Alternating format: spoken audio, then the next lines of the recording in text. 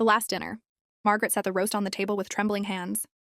Her 3 children sat around the dining room table. Sarah, 35, Tom, 32, and Amy, 28.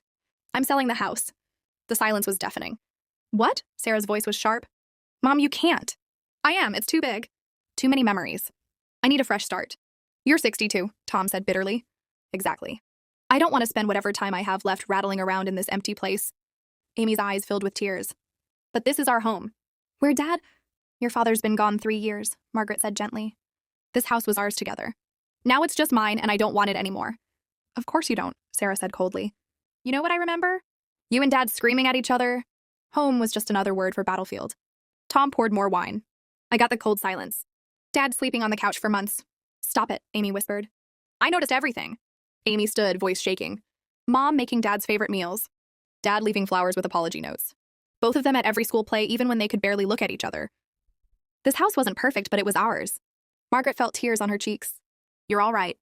This house held the fights and the forgiveness, the pain and the love. We weren't perfect, but we stayed. Then why are you leaving? Amy asked. Because every corner reminds me of him. The workshop, the kitchen, the living room. Margaret's voice cracked. I see him everywhere, and it's killing me. I need to remember him without drowning in these places. So we lose both of you, Sarah said quietly. To life, Margaret finished. I'm choosing life. He'd want me happy, not haunted. Heavy silence. Finally, Amy spoke. Can we have one last Christmas here? Margaret looked at her children, each carrying their own version of what home meant. One last Christmas.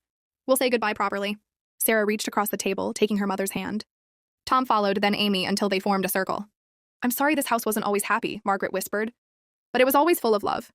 We still do, Amy said, even if home becomes somewhere else. They sat together, knowing home had never been about the walls. It had always been this, the messy, complicated, beautiful tangle of people who chose each other, again and again. The house would be sold, but they would carry it with them. Every fight and feast, every scar and celebration. And that was the only home that mattered.